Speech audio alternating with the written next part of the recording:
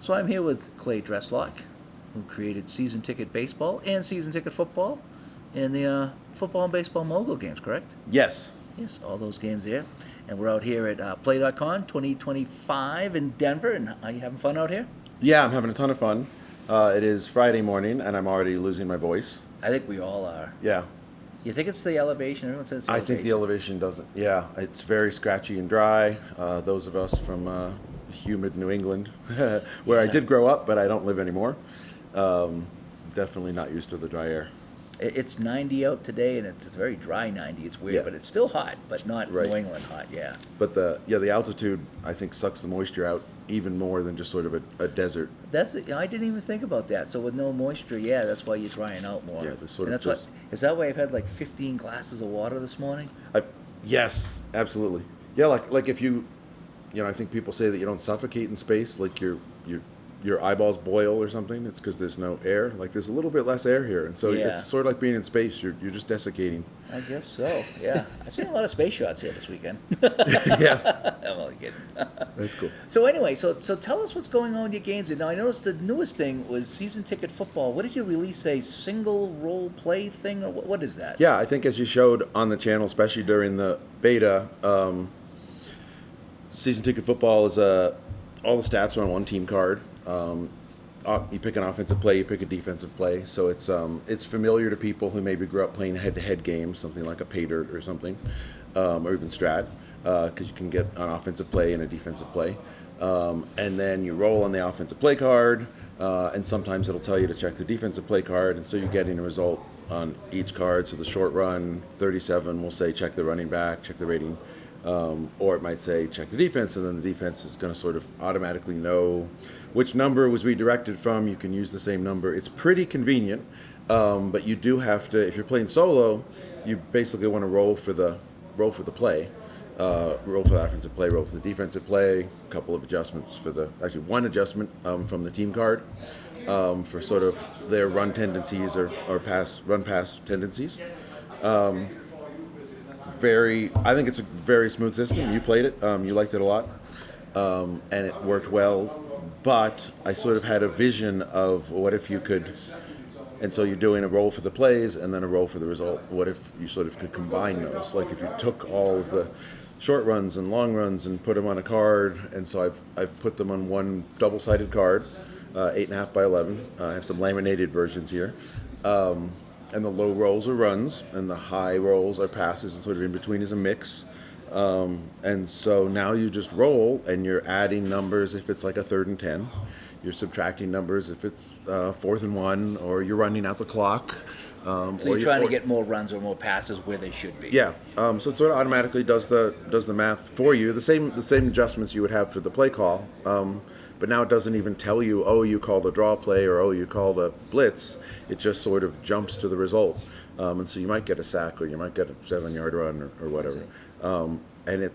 Anyway, I spent, a lot of time, as I always do on every part of my game. And so what dice are you rolling for this now? So in the sort of original release of Season Ticket, you roll a 6-sided die and a 10-sided die to get a number from 10 to 69. You read them as a 2-digit number.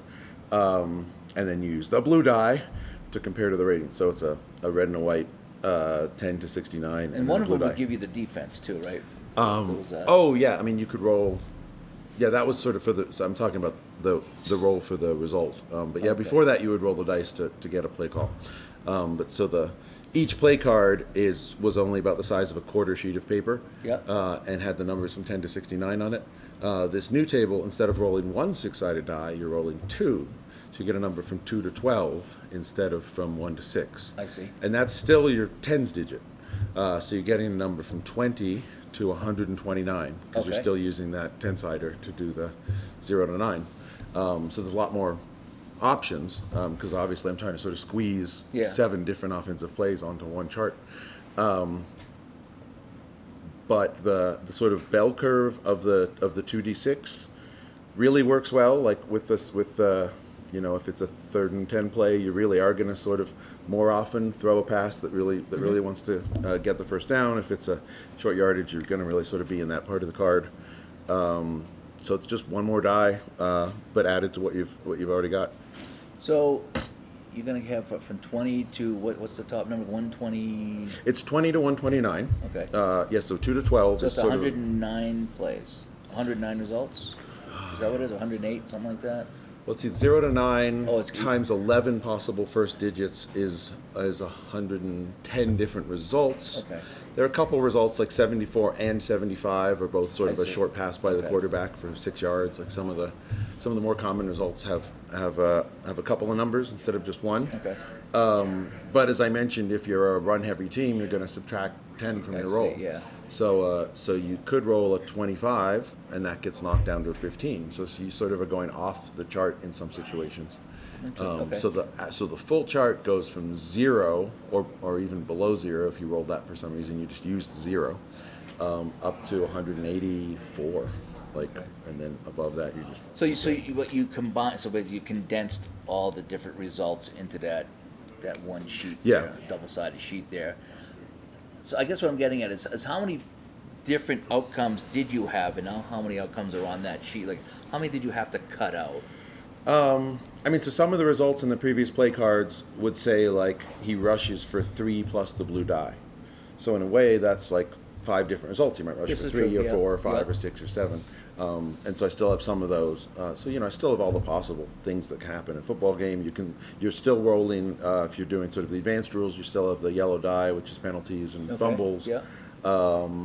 You still have interceptions on the card. You have the yellow die on a 20 gives you a wide variety of penalties, but some of the play-specific penalties are still built into the play card. Oh, I see. Okay. So in a passing situation, you can roll intentional grounding, which before was sort of on the pressure table. So you'd have to roll on the card, yeah. you'd roll on long pass, and it would say pressure, Yep. and then the pressure table you'd roll intentional grounding, or you'd roll a sack.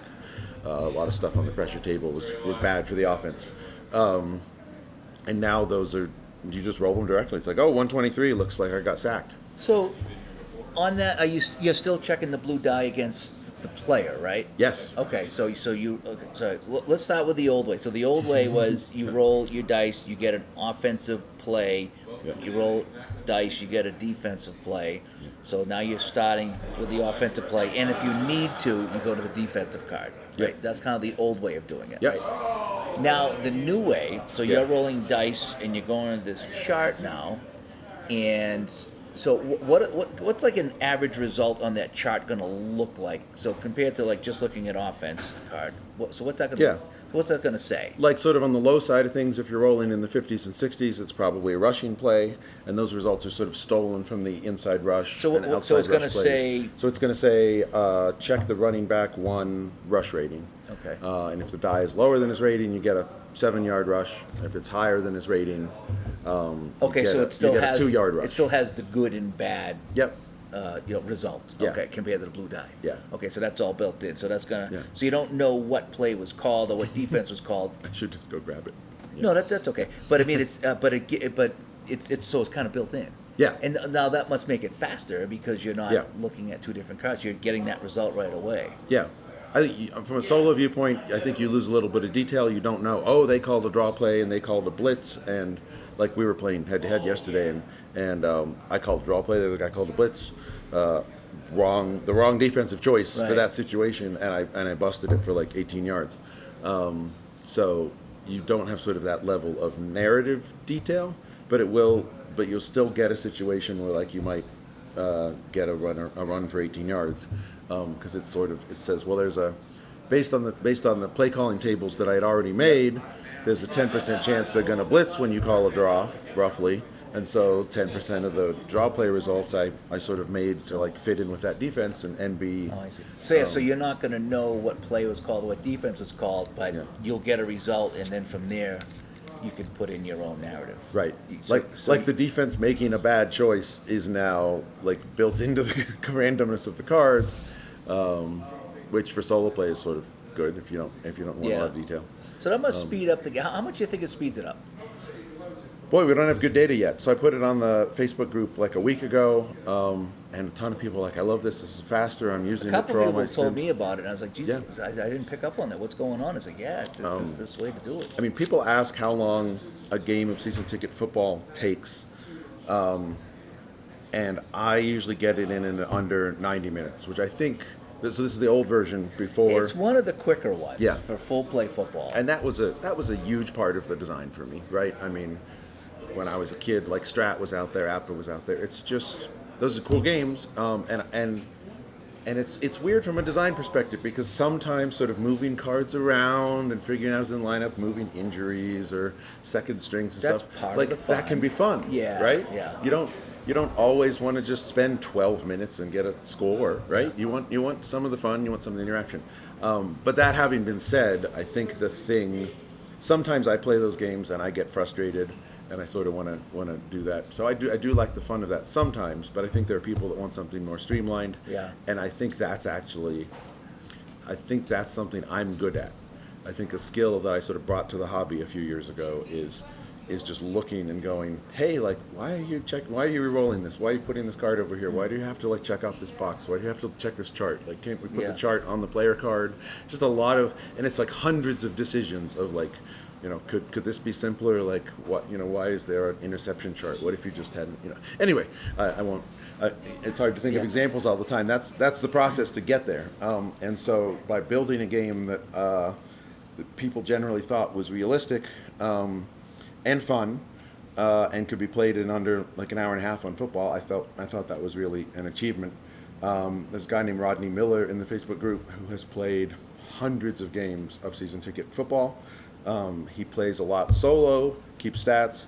He plays head-to-head, maybe with his family every Friday. He's like, it's the highlight of my week. We play head-to-head and we love it, which is so funny. Like somebody came in Joe Cards came in the Facebook group and said, has anyone played this head-to-head? Yeah. And it's like I sort of designed it as a head-to-head You game could, because you had first. the offense and defensive play. Like I wanted it to be fair. I didn't want you to be able to game the system. I wanted something that was smooth, but also that an average football fan could sort of pick up and play it. You could take it.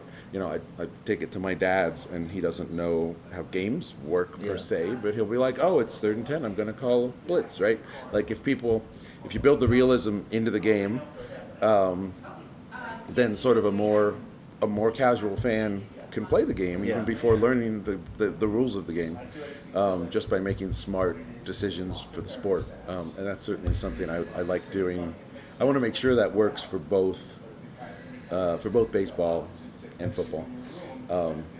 But so the summary of that is, I think the original pick a play, roll for the result, or pick 2 plays and roll for the result, maybe a 90-minute game.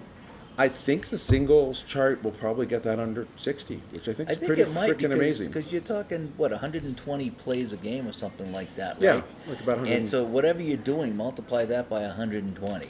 Yeah. And that's how long it takes to play a full play football game. Yeah. And so it's hard to create a system that goes pretty quick.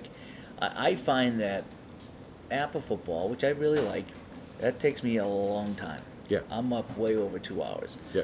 I'm not rushing it. Right. And I'm not trying to see how fast I can play it because I want to enjoy it. Because I know I'm in for a long ride. Yeah. Right? I'm not pulling out Appa football to play 10 minutes. Yeah. Okay? Yep. It takes me a half hour to set it up sometimes. Right. So I know going into that. That's the longest one. I think of all the full play games I played, the shortest one I want to say is Solitaire Pro Football. Yeah. That's the one with the fast action card, no dice. It's just card after, and you can rip through a play as fast as you can flip the cards. Yeah. And I want to say that's hour 15 maybe for me. That goes at a pretty good clip. Yeah. Yours was like right after that. Season ticket football was a little longer than Solitaire Pro, at least how I play it, but it was real close. And then you got some other ones, like I think Second Season is up there with Appa, and some of the other games I play, some of the Downey games were up there too. So, I mean, realistically, you're looking at an hour 15 tops to play a full play football game, which is every play, checking penalties and the whole bit. Right. Do you think there's a system that you could get that down to an hour or less? Because you hear that all the time with people. It's like, oh, I'd love to play this game, but it takes so long. It's like, well, you can't watch 60 minutes in 45 minutes. When you sit down and watch 60 minutes, if you're watching it live on TV, it takes 60 minutes to watch 60 minutes. Yeah. And, okay, you can record it, whatever, but if you're sitting down live, it's 60 minutes. Right. That's what it is. So, where do you think like the breaking point would be? How and what kind of system would that be to get that to an hour? So I think the system. 120 plays now Yeah. in 60 minutes. So Yeah. what's that? Less than 30 seconds to play, right? Right. Yeah, I mean, I think this card gets you under an hour.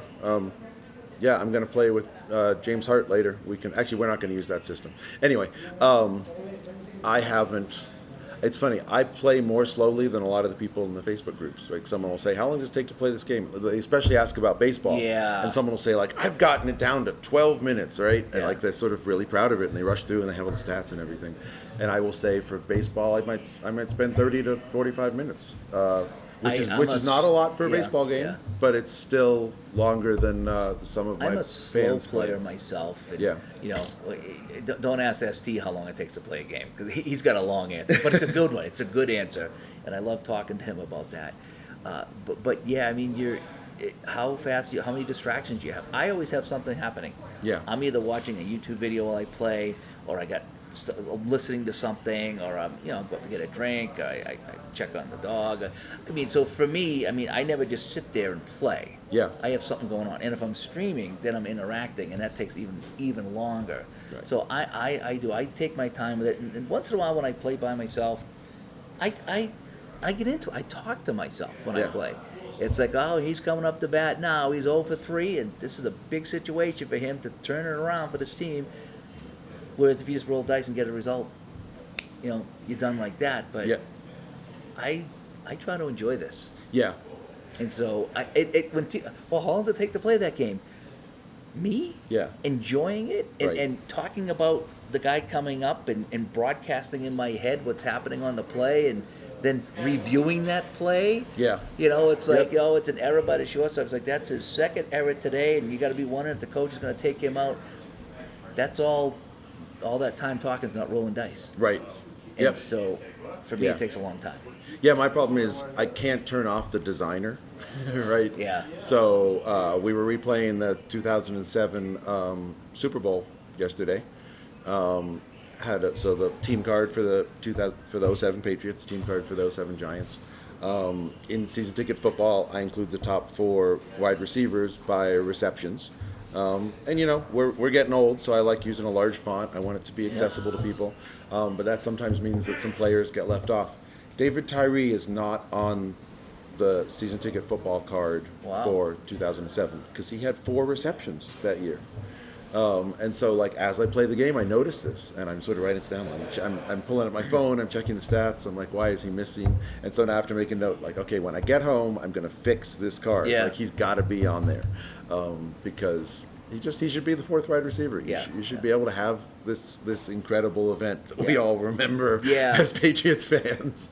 That must be a the tough helmet thing. catch. There's been a couple of other people I've talked to that, it's like, I didn't card this guy because he didn't play a game in the regular season, but he did play in the playoffs. It's like, I don't know what to do with that, And, and as players, we want to play that playoff game with that guy. But, I mean, that's got to be a rarity, though, that someone played very little in the regular season and showed up for the playoffs. There's a sort of an argument on the Delphi forums now about sort of split stats and season stats and how much emphasis do you put on a particular season versus maybe someone's career tendencies. And I think an interesting example is Ozzie Smith I don't know what the season is. There's a season where Ozzie Smith had 0 home runs during the regular season against left-handed pitchers. But he had an important home run in the playoffs off, I think, Niedenfuhr or something like that. So like in Strat, he can't hit a home run versus lefties. There's just none on that half of the card. And so it's like, do you give him a home run? And if you do, like, do you make it a 1 in 1,000 chance? Do you make it a 1 in 10 chance because he did it in the postseason and it was important? So there's no actual correct answer. Like gamers some will say no home runs, regular season stats, card him according to that, and then some will say I remember the playoff series, and I think that should be likely because it was awesome. Ron and I talked about that all the time for many years on the show, and he's under the impression, and I am too, that every major league hitter, whether they hit a home run or not, has the capability of hitting a home run, no matter how bad you are. Right. You're still up there. You're in the major league for a reason. Yeah. Okay, you might be a singles hitter or whatever it is, but everybody can swing that back, and they're there for a reason. And they should have that small chance Yeah. of that rare play happening, Yeah. which is a home run. And Yeah. the same with hockey. I mean, you got defensemen in hockey that have never scored a goal in their life, or maybe one or two. Yeah. But when theoretically, or realistically, you throw the puck at the net, Yeah. and that starts bouncing off his skates, Yep. it hits a defenseman and goes by the goalie. I mean, he's going to get the rare Yeah. goal. And so a lot of games I played, this guy can't get a goal. Right. No matter what he can't, no matter what it is, unless there's some kind of written rare play about whoever has the puck has a goal. I would like to see some possibility of a home run and a goal Yeah. for everyone. Yep. Really. No, I don't want him getting 20 home runs, and I don't want this guy getting 20 goals. Right. But to have zero chance Yeah. is. But some people like that. Some people, even with strat football, they play with the option to cap the person at their biggest gain or biggest throw. Right. I could never understand that. Yeah. Because what if you take the ball in the 20-yard line and you run in from 20 yards out? Right. Untouched. You get a 20-yard gain. Right. And you're completely past the defense. If you were at the 30 or the 40, it would have been longer. But right. because you scored the touchdown, that's it. Doesn't mean that they tackle you after 20. Yeah. And some people, no, I want that to be real. And again, your game, your way, play it your way. Me, I want my tabletop to be my results. Yeah. And I don't want to be capped Right. at what he did in real life. Because what are you going to do? What are you going to do for me? I'm going to roll the dice. Yeah. What are you going to do? I'm going to flip the card. Yeah. What are you going to do? Yeah. Are you going to get that hit? Are you going to strike out every single time? I mean, what are you going to do? And I don't want to say, well, sorry, you can't hit another home run because you already hit a home run. Yeah. Or you can't do this. So for me, I like it wide open, but I do want it realistic too. Yeah. In that Super Bowl we played yesterday, there's a roll on the kickoff, one chance out of 60 that the kick returner catches it 9 yards into the end zone, so very back of the end zone, and decides to return it. And I don't give you the option. I don't say you can do this for a touchback. The table says he catches it and he runs it out. And the person I was playing with was like, well, wouldn't he do that for touchback? And it's like, well, there are touchback rolls on here, but there have also been 109-yard returns in the NFL, like a handful of times in history. You got to allow for that. Yeah. So dude, Welker caught it 9 yards out, 9 yards in, and he decided to run it back. And you could break one for 109 yards, right? This could be a record-setting play. In this event, he brought it out for like 23, right? And they had shitty field position. Yeah. They were at the 15, right? 14-yard line. But I like it that that's almost a different thing to think of on the design side is players make dumb decisions that sort of coaches wouldn't want them to make, like bringing the ball out from the 9-yard line, like trying to tag up on a short fly ball or something. And I think one of the things that both of my games do is they sort of build in some of that stuff. Like if it happened in the game, it's going to happen in my game, even if, like, as a fan, you were screaming at the screen and saying, "Don't do that." My favorite rare play, and I'm tired, so I'm drawing a blank. And I don't know if it was season ticket baseball or payoff pitch. I don't know if it was your game or Joe's game, where Ron Say. Yeah, I think that was season ticket. But I think it might have been because too. it's on my new.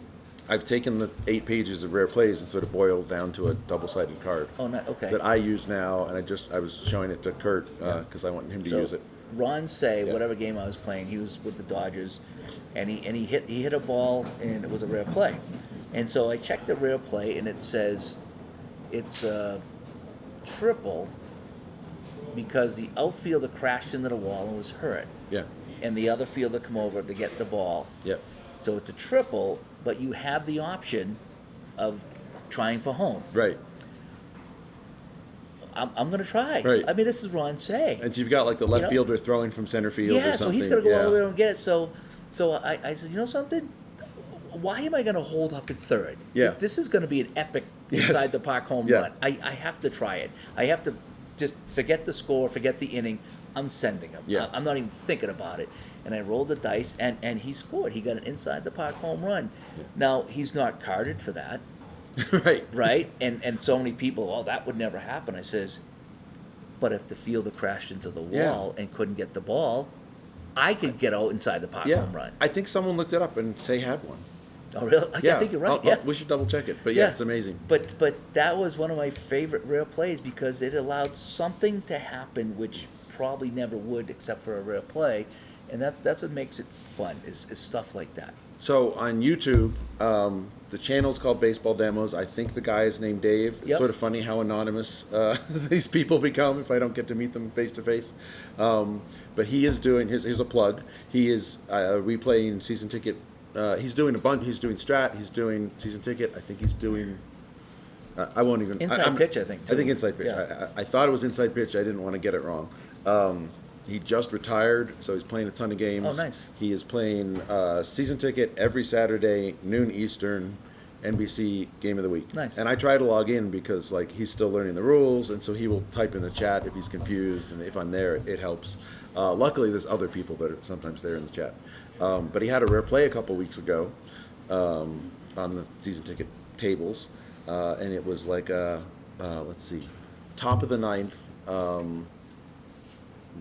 Visiting team down by a run, bases loaded, no outs. Like bases loaded, no outs. You should be able to get a couple of runs across. So you should be able to get the tying run. You should maybe even be able to get the go-ahead run. Rare play. They hit into a line drive, triple play, game-ending triple play, right? Because the home team's up. And so I looked it up, and like he's replaying the '79 Dodgers. So '79 Dodgers, game-ending triple play. You can go to Baseball Reference, go to StatHead. Here's another plug. I spend $16 a month for StatHead. Oh my gosh, I'm there all. I think it was what $170 a year because I get them all because I have the hockey, the football. Right. Yeah. I'm there all day long. Ron and I joke around that's our porn site. Yeah. Is Yes. is the reference pages because we're there all the time. Yeah. So StatHead told me that I think there were 11 game-ending triple plays in Major League Baseball. And I looked it up, and first of all, there were none in like this exciting a situation. Oh yeah. Like it often, you might have a game-ending triple play when the home team's up 7-3, right? Yeah. But this was like the friggin' go-ahead runs were on base, and they had the triple play, and one of those 11 game-ending triple plays was by the '79 Dodgers. Oh. And he's replaying the '79 Dodgers. You got it, yeah. Right, and so it sort of blows my mind when you build this random game and you build in enough realism for things to happen, and then when they do, you're just like, I don't know, it was just sort of spooky. Right? I played a game of shootout hockey. Yeah. Okay. And I just picked a random game to play. I don't know if it was a project. This game I played, and the goalie got hurt on one of the teams. Yeah. And so he come out. It was a rare play, goalie injured, and I put in the other guy. And this is one of those rare cases where I played the game first, and then I went to Hockey Reference. I went to that game. What do you think happened? Yeah. The goalie got hurt. Yep. And the other guy had to come in. Same team. Not like that was pretty spooky for me when I let's say it was Buffalo and whoever, Toronto, and the Buffalo goalie got hurt in my game, so I brought in the backup, and then when I went to check to see how I did against the real game, they had used both goalies in that game, and I was like, and it wasn't like a penalty, it was just random time he'd come out, so he must have got hurt, and I'm like, well, I played the same game, and my goalie got hurt and come out, and that never happens. Yeah. And it did. Yep. On that game. Yeah. That's very cool. That's why we play. Yep. That's why we play. So, Yeah. But Clay Dreslough, thanks for coming by. Awesome. Looking forward to moguls. What's going on with the moguls? Anything moguls you want to touch on real quick? Let's see. There will be a new football mogul this fall. At this point, sort of people are, we're tweaking the engine. Computer games are, I hate to say it, are harder to write than than cards and dice games. If there's a bug where cornerback ratings aren't having enough of an effect on a team's performance or something, I have some hardcore fans who will write in and they'll give me Excel spreadsheets and stuff, and they'll be like, hey, I did this, or these players are aging too much as they compared to real life, and I had this guy, and in real life he was 38 and he was still a great cornerback, and yet in the game he tends to suck by 32. And sometimes I'll say, well, you know what, I'm simulating football overall. I'm simulating randomness. It's not necessarily going to match the real life stats. But at the same time, I absolutely take everything seriously, because these are the people. like there's a group of people who buy the game. There's a subgroup of people that buy it and love it and play it a lot, and then there's sort of a tiny subgroup of that who play it, love it a lot, and then find a few things that they think should be fixed. So, so this summer I've been mostly doing that with football. I'm not sure that I have new features to announce or new seasons. But Football Moguls, if you sign up for the newsletter, you will probably get a 40% coupon sent to you in August, 40% off. So the sticker price for the game is $39.95. Same for Baseball Mogul, but I do try to offer discounts to people who are paying attention, who are willing to receive a newsletter from me every couple of weeks, reminding them to buy the game or telling them what I'm up to. Because obviously, the more I just remind people, hey, there's a new version and it does X, Y, and Z. That people will buy the game. So that makes it affordable, and it includes seasons from 1951 to the most recent season. I'm still working through the 2024 stats. But there's some neat stuff there, so you can. So I will. Anyway, you can replay the 2024 season, or whatever. Yeah, 2025 season rosters. I'm still working on. But yeah, I really enjoy that, and it's nice how it overlaps with the card games, right? Like I want to, in terms of getting the rosters right, making sure everyone's included. Like it's that spending that effort just on the computer game is a lot of work. So spending the effort so that both games can be accurate is more efficient.